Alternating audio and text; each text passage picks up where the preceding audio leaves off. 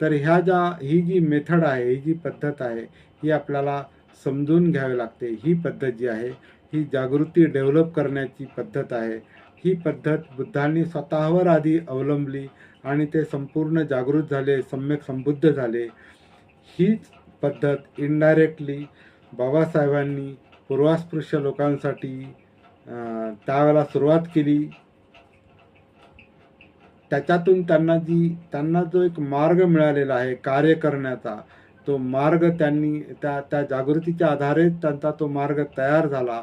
त्याच्यामध्ये मग जीवनाशी संबंधित सामाजिक, आर्थिक, राजकीय बाकीचे विषय त्यांनी गोवले आणि मग ती चळवळ उभी राहिलेली आहे, चालू राहिलेली आहे आणि त्यांच्या हयातीत तरी तिला खंड पडला नाही. त्यांच्यानंतर तो खंड का पडतोय? आज आपल्याला त्याच्याविषयी चिंता का करावी लागते? कारण हा जो मूलभूत